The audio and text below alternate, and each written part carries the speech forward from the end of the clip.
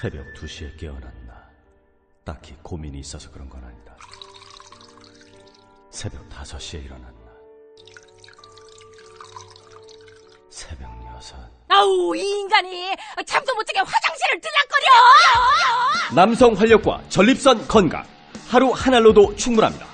소팔메토, 옥타코사놀, 아연, 비타민 A, D, E까지 하루 영양 기준치 100%를 꽉 채운 메가셀 남자의 활력. 지금 바로 인터넷 검색창에 메가셀 남자의 활력을 검색해보세요.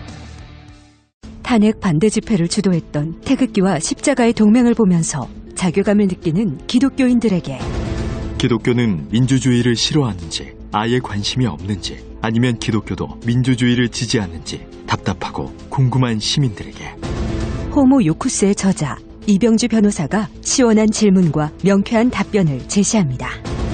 박근혜 사태와 기독교의 문제, 기독교인들에게 민주주의는 무엇인가? 도서출판 대장간. 김치는 맛있어야 한다. 아주 화끈하게 100% 국내산으로 16년 전통으로 햇섭 인증으로 화끈하게 맛있다. 화끈하게 통한다. 화통 김치. 배추김치, 알짜김치, 총각김치, 깻잎김치, 깍두기도 화통. 검색창에 화통 김치. 아우 맛있어. 소설가 황석영입니다.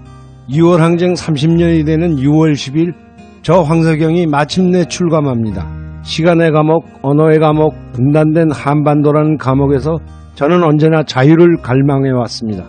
금기의 억압이 있다면 작가는 그것을 깨트리고 확인해야만 합니다. 역사를 바꿔낸 위대한 시민들께 제 이야기를 바칩니다. 황석영 자전 수인 문학동네.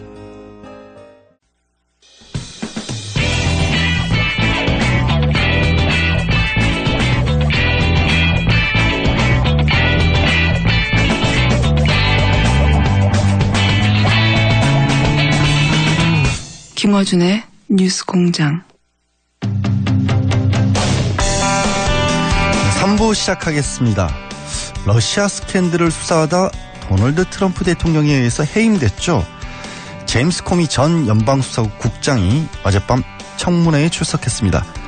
예상했던 대로 엄청난 증언들이 쏟아졌는데요. 아산정책연구원 김지윤 박사와 함께 자세한 내용 알아보겠습니다. 안녕하세요. 안녕하세요. 예. 박사님은 어제 청문회 보시느라 잠 못 주무셨을 것 같아요.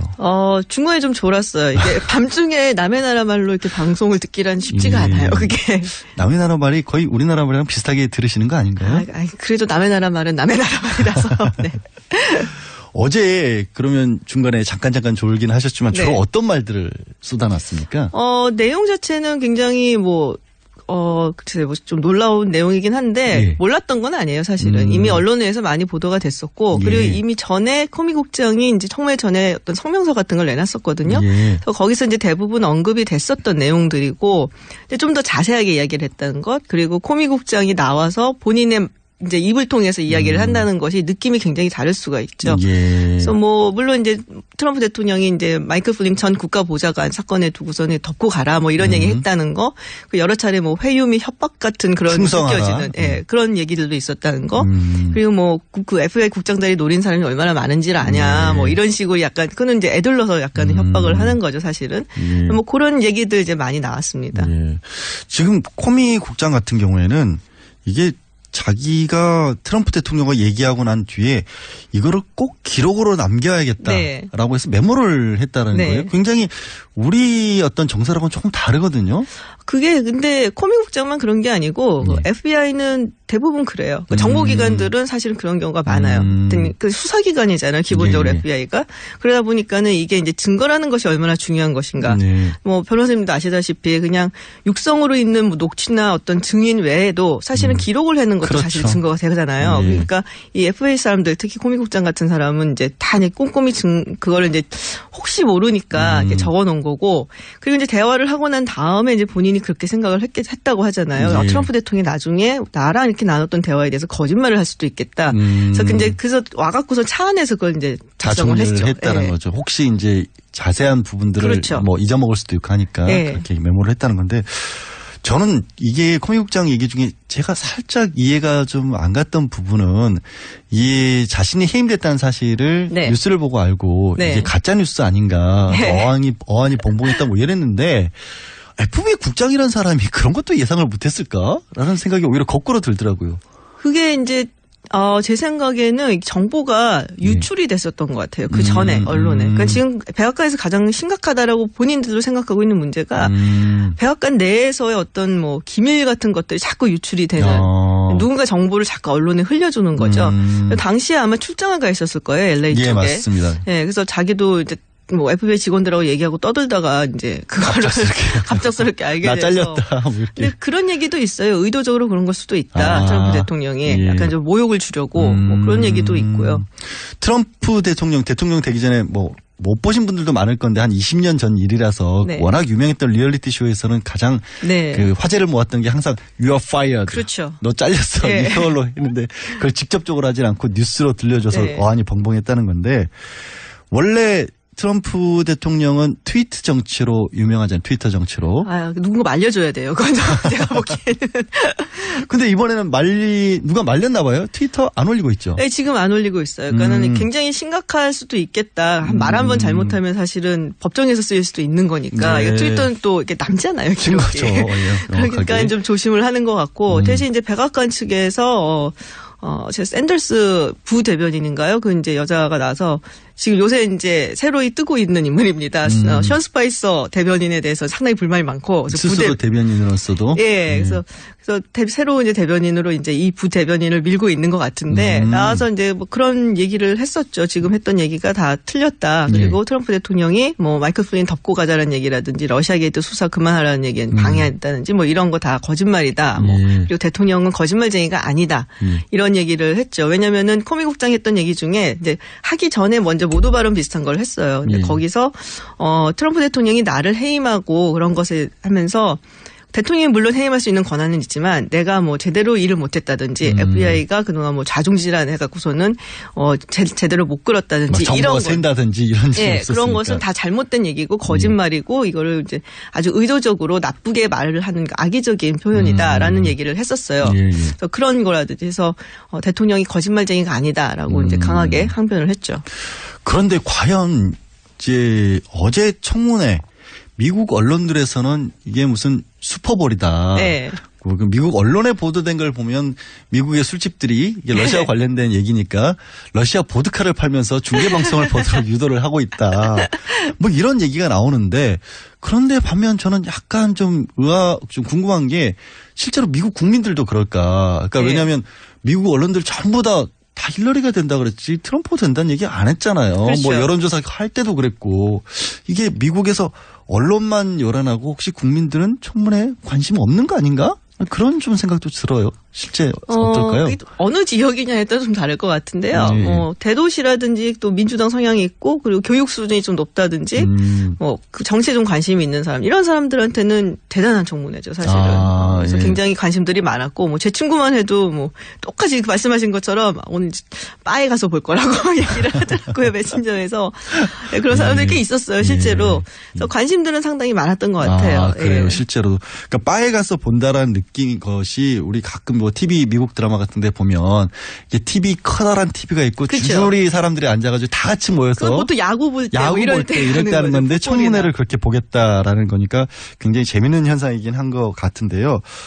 이게 민주당이나 공화당 그러니까 각 당들은 직접적으로 어떤 입장을 내놓고 있죠? 그러니까 민주당에서는 분명하게 이건 사법 방해 행위다라고 얘기를 하고 있고 공화당 측에서는 조금 얘기를 다르게 하고 있어요. 그러니까는 코미 국장이 청문회에서 이렇게 질문을 받으며 대답했던 것 중에 그런 부분이 있어요. 마이클 플린 거는 덮고 넘어가라라고 했다는데 그거를 거기서 트럼프 대통령이 정확히 뭐라고 했냐? 트럼프 대통령이 I hope you let Flynn go라고 했어요. 그러니까 hope란 말을 썼단 말이에요. 그러니까 이게 정확하게 애매하죠 이거는. 그래서 이걸 정확하게 플린 덮고 가라고 얘기한 게 아니라 덮고 갔으면 좋겠는데 라는 식의 표현이었다라고 주장을 하고 있고. 우리식으로 바꾼다면 뭐 이게 플린을 그냥 적당히 놔주길 바래 뭐 이런 정도인 거잖아요. 근데 그거를 명령이라고 할 수는 없으니까 물론 이제 뭐 최고 통수권자가 그렇게 얘기를 하면은 밑에 있는 FBI 국장은 당연히 명령으로 나는 들었다. 디렉션을 준 걸로 들었다라고 했지만 공화당에서는 그건 아니지 않냐. 희망사항이라는데.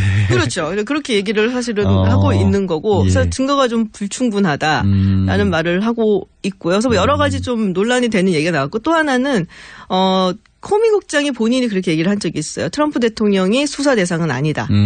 예. 그 얘기는 분명히 했었어요. 그래서 그 부분에 대해서 이제 얘기를 하면서 근데 사실 코미 국장이 어저께 나와서 한 얘기는 우리 그 영국 출신 스파이 출신인 사람이 그 트럼프 대통령의 어떤 여러 가지 그 뒷조사를 했는데 그 중에 러시아에 가갖고 예쁜 여인들과 즐겁게 놀았다는 그 얘기도 있었잖아요. 예. 그래서 그 부분을 이제 트럼프 대통령이 코미 국장을 만나갖고 막 격분을 하면 나 그런 적 없다고 러시아 가면 다 도청당한 거 아닌데 내가 미쳤냐고 그런 짓을 하냐고 막 그랬더니 우리가 러시아 게이트 조사하는데 우리가 개인적인 부분에 대해서 퍼스널리 너에 대해서 조사를 하지는 않는다라고 얘기를 했다는 거예요.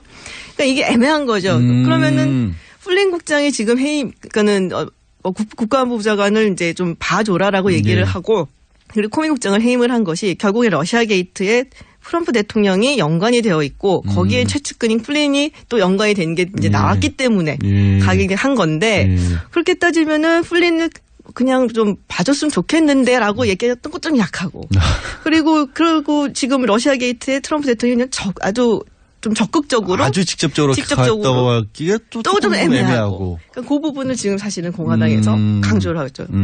그래서 이제 어제 코미 본인도 이게 과연 범죄가 될지는 로버트 뮬러 특임 검사가 판단할 문제지 내가 판단할 게 아니다라고 싹 또 발언 뺐는데 일단 받고 있는 그러니까 혐의를 적용한다면 이제 사법방해라고 하지 않습니까? 저는 이제 변호사지만 우리나라엔 사법방해죄 없거든요. 없죠. 네. 사법방해죄가 어떤 건지 설명 좀 부탁드릴게요. 그러니까 이게 뭐 저한테 변호사님이 설명을 해달라니까 굉장히 아니 저는 미국법 전문가 아니니까. 예, 그러니까는 뭐 한마디로 여러 가지 뭐 변형된 형태가 있는데 수사를 하고 뭐 기소를 하고 여러 가지 그 수사 과정에 있어서 못하게 한다든지 뭐 중단을 시킨다든지 뭐 영향을 준다든지 이런 식으로 방해를 하는 거예요. 약간 넓은 의미로도 쓰일 수가 있는 거죠. 그러니까 우리로 치면 딱 그 사법 절차에 대해서만 직접적으로 하는 것만 따로 떼놨네요. 법을. 그렇죠. 네. 이게 우리 같은 경우 우리가 아니라 리처드 닉슨하고 빌 클린턴 전 대통령이 이 혐의를 받았던 거죠. 그렇죠. 닉슨 대통령이 이제 다 굉장히 잘 알려져 있는 워터게이트 사건. 그때 이제 닉슨 대통령이 그 워터게이트 사건을 조사를 하고 있던 특검, 당시 특검이었던 아치볼드 콕스 특검 검사를 해임을 하라고 법무장관한테 얘기를 했는데 법무장관이 그거에 이제 뭐 반발을 하고 항명을 하면서 사임을 하고 그러면 부장관한테 그럼 네가 했더니 이 부장관도 항명을 하고 사임을 해버리고 이런 일이 있었어요. 근데 그 여러 가지 일련의 행동이라든지 이런 게 이제 사법 방해죄 해당된다. 그래서 그걸로 이제 탄핵을 당했고 탄핵을 당할 뻔했는데 이제 사임을 했죠. 그리고 클린턴 대통령은 이제 사법방해하고 이제 위증죄 두 가지가 있었죠. 그 폴라 존스 사건에 이제 연루가 돼갖고 그때 이제 성희롱, 성추행 이런 걸로 고소를 당했었는데 증언을 할 때 이제 뭐 그때 당시 이제 모니카 루인스키가 이제 들어온 거예요. 그 얘기가 언급이 되면서 그런 적 없다고 그 여자라고 얘기하고 하여튼 뭐 여러 가지로 해서 그렇게 됐었죠. 굉장히 유명한 말 부적절한 관계라는 새로운 표현을 만들어내셨죠. 네. 근데 우리가 이제 온 국민이 탄핵을 어떻게 하는지 다 알게 됐어요. 국회에서 의결하고 헌법재판소에서 몇 명이 필요하고.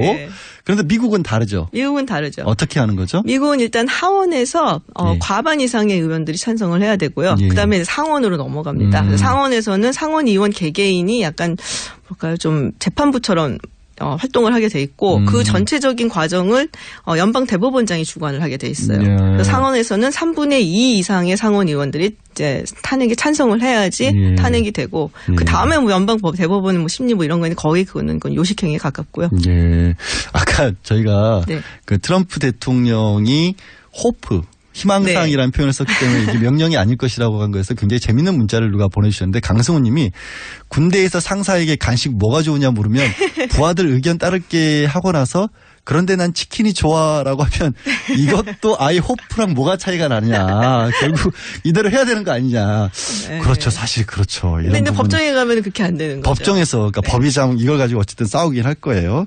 그런데 이제 탄핵 절차 우리와 달리 의회, 상원, 하원 주도로 한다라고 했는데 말씀을 해 주셨는데 지금 어쨌든 상원 모두 공화당이 절대 다수지 않습니까?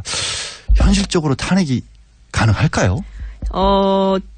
그러니까는 이게 공화당 의원들에 사실 달려 있어요. 그거야 당연하죠.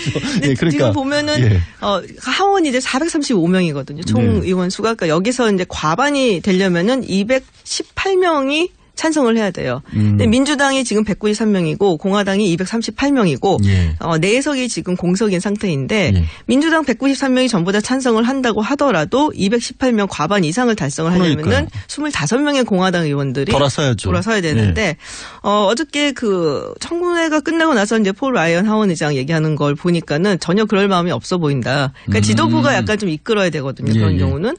근데 뭐라고 했냐면은 트럼프 대통령이 뭘 몰라서 그랬다. 약간 이런 식으로 표현을 했어요. 그러니까는 이때까지 좀 사고도 많이 치고 뭐 여러 가지 좀 뭐 그런 게 오히려 이런 땐 도움이 되는 거다. 그렇겠네. 워낙 그런 사람이다. 워낙 그런 사람이고 이 정계에 대해서는 모르고 이 심각성도 잘 모르고 그냥 자기가 원하는 바를 허심탄회하게 얘기를 했을 뿐이라서 몰라서 그랬다라고 얘기를 하더라고요. 야, 이거 굉장히 익숙한 대제비가 되는데 나는 선의로 그랬을 뿐인데 알아서 밑에서 문제를 일으켰다? 대부분 그렇게 빠져나가죠. 사실은. 아니 지금도 우리 전 대통령도 그렇게 얘기하고 그렇게 계시니까. 얘기를 하고 있죠. 그리고 뭐 상원에서도 보면은 어저께 얘기하는 거 이제 뭐 또 질문하는 거 이런 거 보니까 상원의 공화당 의원들이 뭐 별로 그럴 생각이 없어 보인다라고 이렇게 느낌을 좀 받았어요. 예. 또 그런가 하면 사실은 민주당조차도 만약에 내년에 선거에서 민주당이 설령 압승을 하더라도 실제로 상황이 탄핵을 추진하기는 부담스러운 상황이다. 이런 얘기는 이건 무슨 얘기인가요? 부담스럽죠, 사실은. 이 탄핵을 추진해가지고는 압승을 하기는 좀 힘들어 보이거든요. 그러니까 가정하에 압승을 한다고 하더라도 이 탄핵이라는 절차가 사실은 굉장히 뭐 지난한 과정이고 그리고 우리보다 훨씬 까다로운 거죠. 까다롭죠. 그리고 일단 특검이 오래 걸리니까 이 결과가 좀 나아져야 되거든요. 그것도 그렇고. 그다음에 이제 2020년도에 이제 대통령 선거가 있단 말이에요. 그래서 2018년도에 이제 뭐 압승을 해갖고서는 뭐 해서 탄핵을 한다고 하더라도 2020년도에 이제 대선에서 민주당이 뭐 준비해서 이기고 뭐 어쩌고 하려면은 지금 차라리 트럼프로 가준 게 나을 수도 있죠. 민주당 입장에서. 정치 어차피 시간도 오래 걸리고 정치적으로. 네, 괜히 부담스러워. 쟤네 탄핵시킨 당 막 이러면서. 역풍 같은 것도 받을 수도 있다. 네, 그리고 공화당 지지자들이 아직까지도 그래도 굉장히 견고하게 공화당하고 트럼프를 좀 지지하는 편이에요. 그러니까 아까 초반에 잠깐 그런 말씀 드렸습니다만 우리는 얘기할 때 정말 말도 안 되는 얘기하는 것 같고 뭐 대통령 일도 제대로 안 한 것 같고 맨날 어디 가서 파티하고 있는 것 같지만 여전히 공화당 지지하는 분들은 또 그렇게 많이 지지를 하고 있다. 그러면 사실 김지훈 박사님 지난번에 힐러리 당선된다고 얘기하는 바람에 공장장한테 계속 당하셨잖아요. 이번에는 그럼 탄핵 안 된다는 쪽으로 지금 예측을 하실 겁니까? 아니 제가 공장장이 아니고 양 변호사님이 진행을 하신다 그래갖고 나왔는데 무슨 뭐 써놓나요 여기다가 저 나오면 이런 거 꼭 물어보라고. 없으니까 편하게 말씀하세요. 편하게. 시기상이 사실 문제기는 해요. 근데 지금 이 상황에서 코미의 청문회가 있었고 상황으로 봤을 때 탄핵이 됐겠냐? 저는 안 된다고 봐요. 지금 상황에서는. 예, 청취자분들이 적어놔 주세요. 반대로 고객이 될 수도 있으니까. 예, 오늘 말씀은 여기까지 듣겠습니다. 예, 고맙습니다. 감사합니다. 예, 지금까지 아산정책연구원 김지훈 박사였습니다.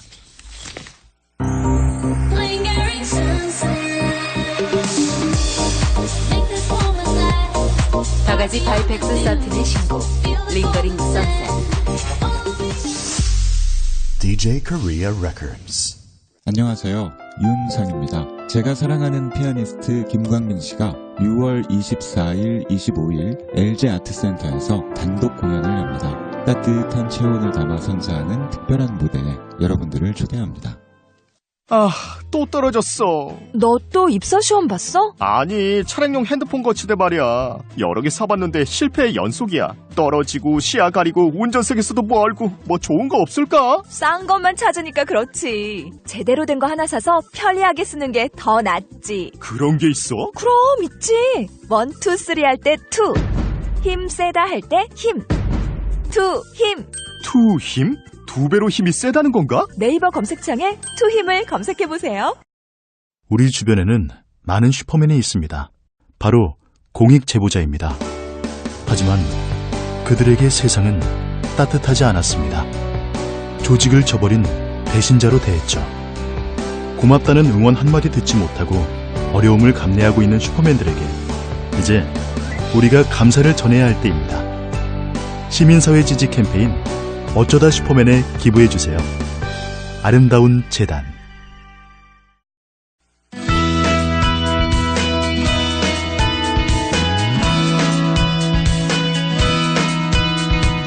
네, 대한민국의 제주 올레길 열풍을 불러일으켰었던 분, 서명숙 제주 올레 이사장이 최근 한 권의 소설책을 들고 독자들에게 찾아왔습니다. 천용초라는 실존 인물을 토대로 유신 정권 말기에 대학생들의 얘기를 그려낸 작품이라고 하는데요. 서명숙 이사장 연결해서 책과 제주에 관한 얘기 직접 나눠보겠습니다. 이사장님 나와 계세요? 네, 안녕하세요. 네, 안녕하세요. 반갑습니다. 예. 지금 제주도 계시죠? 아, 그럼요. 제주도에서도 서귀포에 있어요. 남쪽. 아, 제주도도 비 오나요? 서울은 지금 비가 좀 오는데. 아, 제주도는 이미 왔었어요. 그리고 그저께 비가 하루 종일 내려서 마른 땅을 다 적시고 농민들 그 마음을 다 해갈시키고 난 다음에 제대로 지금 아주 깨끗한 모든 미세먼지가 사라진 깨끗한 날씨가 계속되고 있죠. 어제 그제. 말씀만 들어도 깨끗한 제주 바다가 떠오르면서 굉장히 기분이 상쾌해지는데요. 얼마 전에 환경의 날에 그 올레길 조성 공로를 인정받으셔서 국민훈장 동백장 받으셨다고 하던데 축하드리고요. 감사합니다. 그 올레길 조성 공로와 관련된 그런 상이신 거죠? 네, 6월 5일이 환경의 날이었는데요. 그 환경과 자연의 가치를 좀 올레길을 통해서 많은 국민들한테 일깨워주고 자연을 개발하지 않고도 보존하고서도 관광 자원이 될 수 있고. 여보세요? 전화가 잘 안 들리시나요? 여보세요? 서명숙 이사장님 전화 연결 중이었는데요. 제주도 사정이 안 좋으신 건지 전화 사정이 안 들어오신 건지 잠깐 끊어졌는데요. 다시 연결하겠습니다. 예. 그동안에 문자 몇 개 읽어드릴까요? 아까 그 계속해서 그 트럼프와 관련된 얘기를 하고 있었는데요. 김영래님, 미국이 한국에서 배울 것이 있네요. 탄핵이라고 했습니다. 예, 서명숙 이사님이 돌아오셨습니다. 예. 제주도 연결 상태가 안 좋았던 건가요? 예. 네. 예. 올레길 말씀드리고 있었는데 올레길을 일본과 몽골에 수출도 한다면서요? 네. 6월 17일, 18일 그 몽골에서 몽골 올레가 새로 개장되는데요. 규슈 올레는 이미 한 5년 동안 19개 코스가 일본 규슈 지방에 나 있죠. 그리고 이번에 몽골은 처음인데요. 몽골은 제주도를 한 100년 이상 지배했던 나라라서 좀 더 각별하죠, 감회가. 예. 네, 저희들이 뭐 수출이라는 게 딴 게 아니고요. 그냥 문화적으로 우리가 낸 방식, 길에 대한 우리의 태도, 철학, 어떤 원래 정신을 그대로 이식해서 표식도 똑같이 저희들 표식이랑 같은 표식으로 저희 한마디로 컨텐츠를 그동안 경험을 수출하는 거죠. 네. 자연은 그쪽에 그대로 있는 거지만요. 아까 이제 소개해드리면서 최근에 소설책 한 권을 내셨기 때문이라고 말씀을 드렸고 제목이 영초원이라고 하는데 어떤 책인지 저도 이 책이 굉장히 언론에서 보고 의미 깊다라는 생각이 들어서 여쭤보지 않을 수가 없어요. 어떤 책인지 좀 간략하게 좀 소개 좀 해주시죠. 네, 양 변호사님 감사합니다. 저기 소설이라기보다는 이게 제주도가 지금 바람이 많은 곳이라서 그런지 간혹 자주 끊기네요. 청취자분들 죄송하고요. 다시 연결될까지 다시 문자 하나 보겠습니다. 강혜정님, 김지훈 박사님 재밌게 들었습니다. 근데 저는 탄핵의 6대4 겁니다. 미국 국민들도 너무 불쌍하잖아요. 라고 해주셨고요. 아까 국민의당, 자유한국당이죠. 죄송합니다. 자유한국당 정준길 대변인과 관련해서 문자도 많이 보내주시고 계셨는데, 얼굴 마담이 너무 충격적이었다. 이런 생각을 가지고 계신 게 여자라서 안 된다는 부분은 굉장히 안 좋게 생각한다라는 문자들도 많이 나오고 있습니다.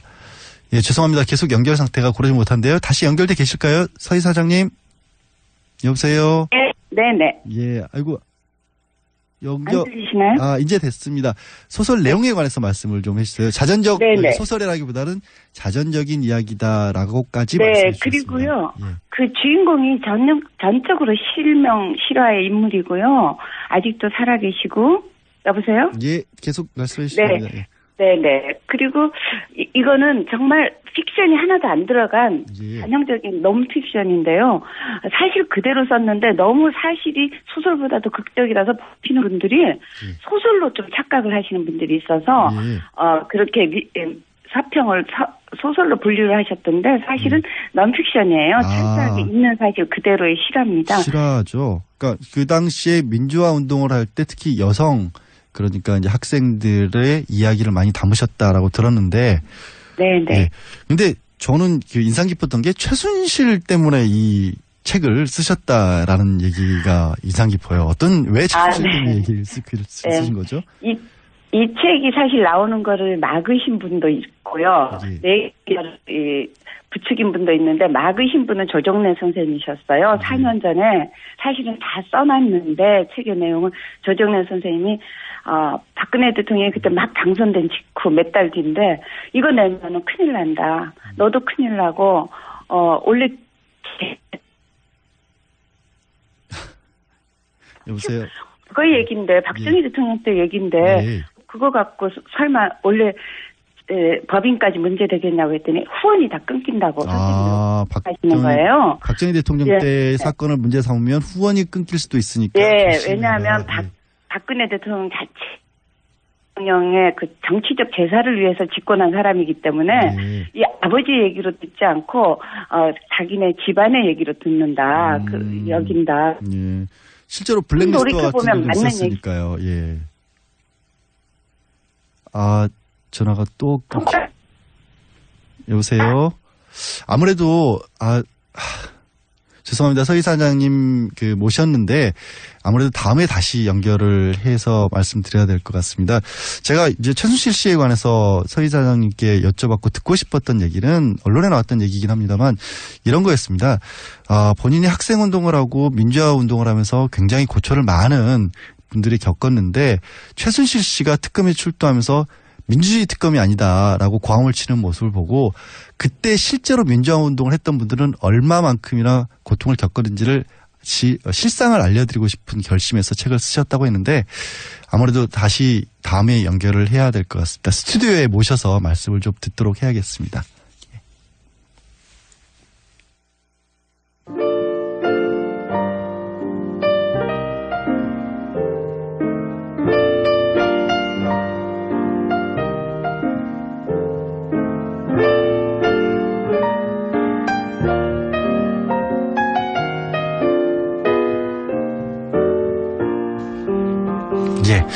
오늘 전화 연결 상태가 고르지 못했습니다.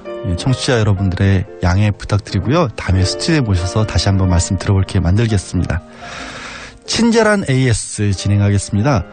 앞서 2부에서 연결한 여야 대변인 인터뷰에 대해서 문자 메시지가 정말 쇄도했습니다. 홍준표 전 경남지사 출연했을 때와 거의 비슷한 규모였는데 대부분 비판 문자 하셨습니다. 이렇게까지 얘기를 해주셨어요. 8022번. 이유를 말하지 않아도 아시겠죠? 청취자가 극한 직업입니다. 그런데 이렇게 답변 드릴게요. 듣고 싶은 얘기 혹은 듣고 싶지 않은 얘기까지도 다 전해드리는 게 또 청취자분들 입장에서는 비판할 수 있다면 비판할 수 있는 여지를 만들어 드리는 게 방송의 역할이라고 저는 생각합니다. 7012님 여기 뉴스공장 맞나요? 문자가 처음이라 이 번호가 맞는지. 문자 메시지는 50원의 유료 문자 샵 0951 TBS 앱을 알면 무료로 게시판에 글을 남길 수 있다는 점 참고하시기 바랍니다. 다음 문자들이요. 양변 안녕이라는 문자들이 좀 있습니다. 1805 양절 변호사님 일주일 동안 수고 많았습니다. 공장장님 유럽에 멧돼지 잡으러 가신 거 아닌가요? 멧돼지를 만나러 가셨겠죠? 비슷하니까. 6005님 삼행시 적어봅니다. 양지 변호사님 지난 한 주 즐거웠습니다. 열렬한 팬이 됐어요. 고맙습니다. 다음에 또 뵐 게 있겠죠.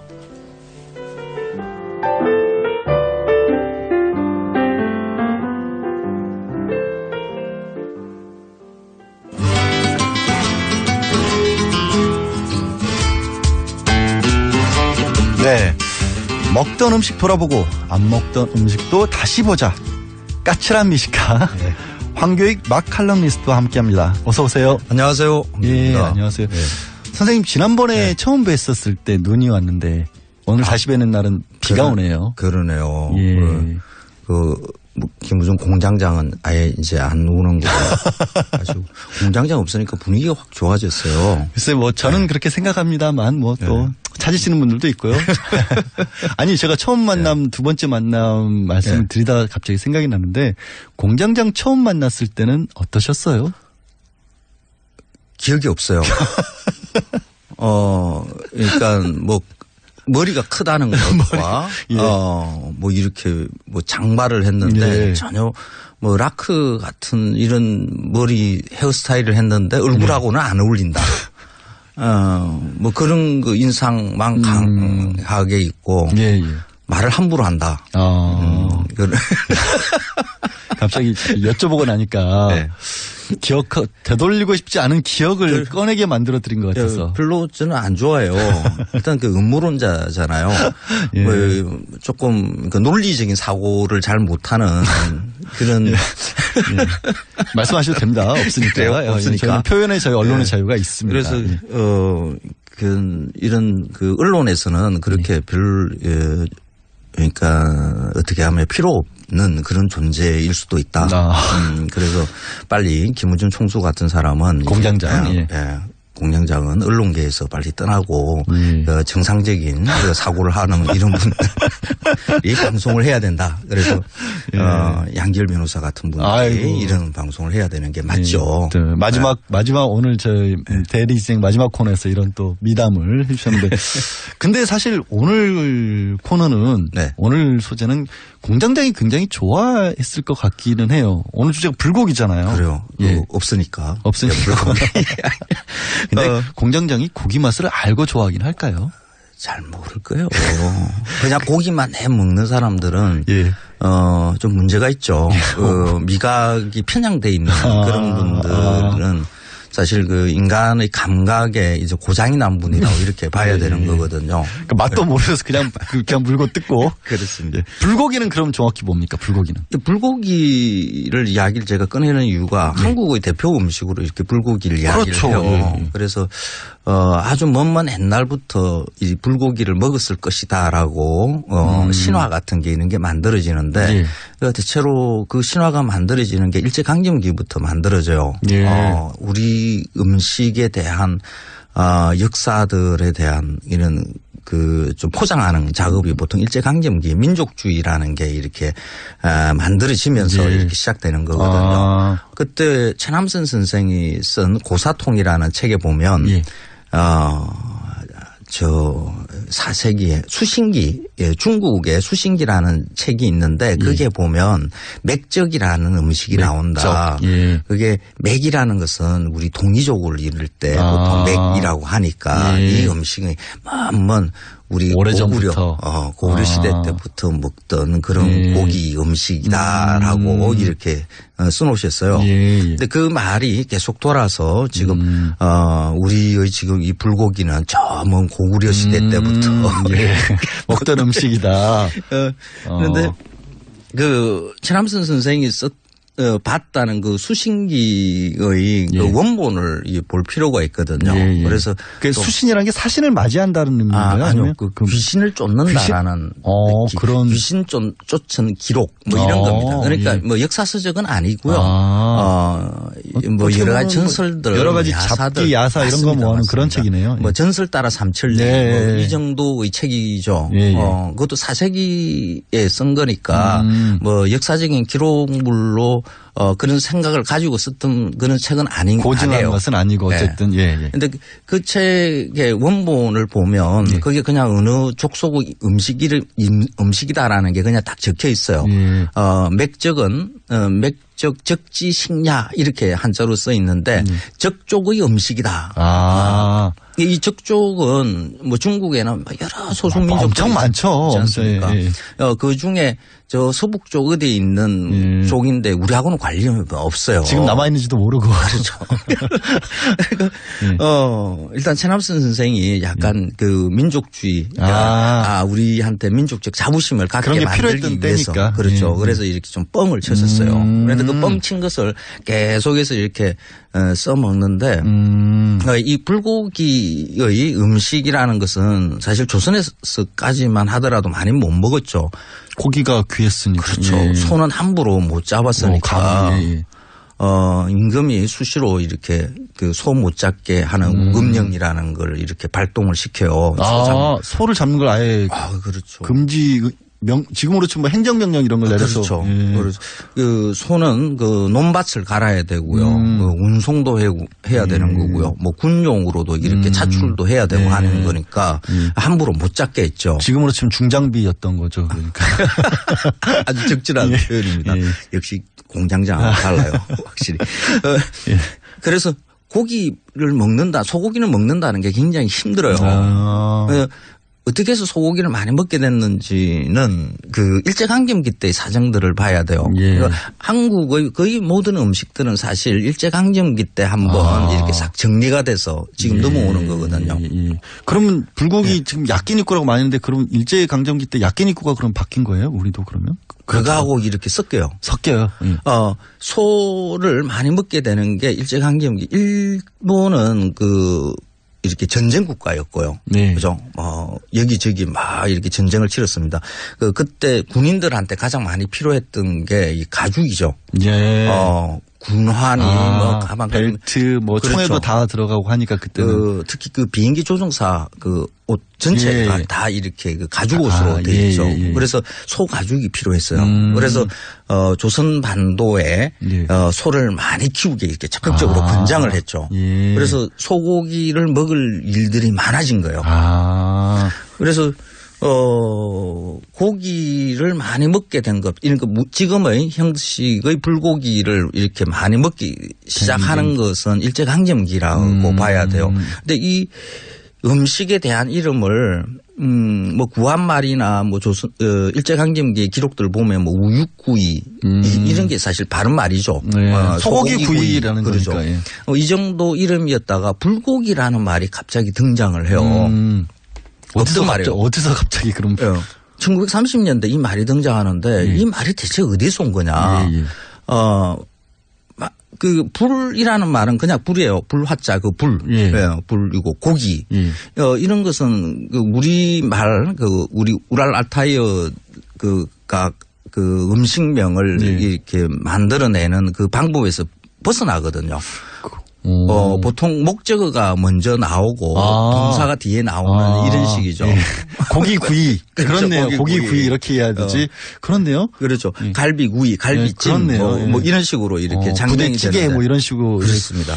그렇네요. 왜 갑자기 이런 말이 어떻게 만들어졌을까요? 그런데 요 앞에 불이라는 말이 불은 사실 음식의 이름으로 쓰기에 적절하지 않죠. 그냥 불이라는 말은. 불 안 들어간 음식이 별로 없으니 다 불이니까 어차피. 그럼 불밥 이래야 되는 거. 그렇죠. 그래서 이 말이 어떻게 해서 탄생했는가 이렇게 자료를 막 뒤지다 보니까 김윤경 선생이라고 일제강점기 때 조선의학회 사건을 옥고치르신 아주 우리 그때 당시에는 뭐 조선어 대사전이라 그러죠. 그 사전을 편찬하신 분인데 우리 한글 그러니까 한글 연구에서는 굉장히 혁혁한 공을 세우신 분이거든요. 그 김윤경 선생님이 1960년대 인터뷰한 내용이 여기에 등장을 하는데 뺀또 대신에 도시락이 다음에 그 덮밥 일본 말이 있죠. 이런 게 머리가 나빠요. 이런 게 대신에 돈부리 대신에 덮밥이. 야끼니쿠 대신에 불고기 이게 얼마나 와리바시 대신에 젓가락 뭐 이런 잘 만든 일이냐. 그러니까 그 김윤경 선생이 일제강점기에 일본 말로 쓰이고 있는 여러 말들 중에 이렇게 듣기가 좀 그렇다 싶은 것들 이걸 순 우리 말로 이렇게 바꾸시는 작업을 하셨는데. 그게 이 불고기가 있는 거예요. 그런 인터뷰 중에. 그렇죠. 이거 도시락이라는 말 이것도 만들어진 말이거든요. 그 어원이 뭔지는 잘 몰라요. 그런데 이건 뭐 뺀또 이러는 것보다는 우리말 도시락을 만들어서 이렇게 널리 쓰게 만들고 돈부리 대신에 덮밥이라는 말을 만들고 이게 정말 좋은 일 하신 거죠. 그 안에 이 불고기라는 말이 등장을 해요. 그 야끼니쿠라는 말은 그 소육이거든요. 그러니까 불에 거스릴 소자에 불 거스릴 소라 그러죠. 그다음에 고기 육자예요. 근데 그걸 그대로 그냥 한글로 옮기신 거죠. 불고기. 아. 일본의 그 우리로 치면 직화구이 요즘 유행하는 그런 그렇죠. 의미인 건데. 야끼니쿠죠. 야끼니쿠. 그러니까 그 일제강점기에 소고기로 구워 먹는 일이 많이셨는데 그 음식의 이름을 그냥 그 민중들은 그냥 일본이 지배하고 있었던 사회니까 그냥 야끼니쿠 뭐 이랬던 거죠. 근데 이게 듣기 싫으신 거예요. 김용진 선생이. 그래서 불고기라는 말로 이렇게 번안을 하신 거죠. 그래서 불고기라는 것이 그 우리 민족한테 이렇게 깊숙하게 들어오는 것은 사실 그렇게 오래된 것이 아니고 양념법도 지금 우리가 먹는 것은 일본의 그런 양념법 약간 들큰한 달짝지근한 그거하고 섞여요. 그런데 일본에서는 한국 음식에 그때는 뭐 조선 음식이죠. 조선 음식의 영향을 받아서 야끼니쿠가 만들어졌다라고도 또 이야기를 해요. 아 그래요? 반대로. 그러니까 일본은 그 메이지 유신 이전만 하더라도 불교를 숭상하니까 고기 육식을 안 했거든요. 그래서 그 이후에 열심히 고기를 먹자 하는데 뭐 소고기를 먹으려고 하니까 뭐 어떻게 먹는지 잘 방법을 몰라요. 그렇죠. 그래서 바로 옆에 보니까 그 조선 사람들이 먹는 방식이 고기를 얇게 썰어서 뭐 간장에다가 뭐 이렇게 양념해서 이렇게 굽는 것을 보고 그것을 빌려왔다. 그 조리법을 그렇게 일본 사람들은 또 이야기를 하죠. 그런데 그렇게 고기에 들어가는 그 간장이 우리의 그 사실 뭐 조선 간장, 그 전통 간장이 아니라 들큰한 맛이 나는 일본식 간장 그리고 또 설탕이 많이 들어가는 이런 방식은 또 일본의 또 일부 영향이 있다고 봐야 되는 거죠. 그럼 서로 왔다 갔다 했다고 볼 수 있겠네요. 우리 거 가져가서 자기네들 입맛에 바꿨고 우리는 또 고기 많이 먹게 되면서 다시 또 그걸 또 들여와서 우리 또 바꾸기도 하고. 맞습니다. 그래서 이런 음식은 사실 뭐 그 국경이 없어요. 그렇죠. 맛있는 거 먹으면 되는 거 그렇습니다. 이게 문화에 국경이 없거든요. 그래서 가끔씩 우리는 우리가 흔히 먹는 음식에 대해서 그 민족, 국가 이런 의식들을 좀 강하게 붙여요. 불고기는 우리나라 것이고 뭐 우리 민족의 위대한 조상님의 지혜가 담겨 있는 것이고 한국의 대표 음식이고 그렇죠. 먼 옛날부터 우리 조상님들이 먹어왔던 것이고 이런 생각을 조금 거두면 우리 주변의 그 문화 우리가 어떻게 해서 이렇게 먹고 살게 됐는가 하는 그 문화를 이해할 수 있고 바로 최근의 역사까지도 이렇게 알 수가 있는 거죠. 그래서 불고기라는 말은 그냥 야끼니쿠의 번안어이다. 한국말로 쉽게 플러스 것이다. 그러면 불고기에 대해서 또 조금 다시 보일 수도 있겠다. 꼭 너무 폭을 제한할 필요는 없으니까요. 그렇죠. 근데 말씀을 하시는 중에 이제 우리는 이제 간장 찍어 먹는 이런 정도 말씀을 하셨는데 우리가 어쨌든 일본은 그럼 불교니까 안 먹었으니까 아예 안 먹었으니까 우리는 귀하긴 귀하더라도 먹었다는 얘기니까 우리는 그러면 그래도 조금 더 이런 방식에 더 가깝게 먹었다. 원래 전통적으로 이런 게 좀 있나요? 그런 게 없어요. 그런 게 없어요. 그 조선에서의 그 조리법 이런 것들이 기록이 그렇게 많이 남아 있지 않거든요. 그래서 그 조선 유교 사회는 그 금욕주의자들 유교는 금욕이 기본이거든요. 그렇죠. 조상한테만 바쳤죠. 그렇죠.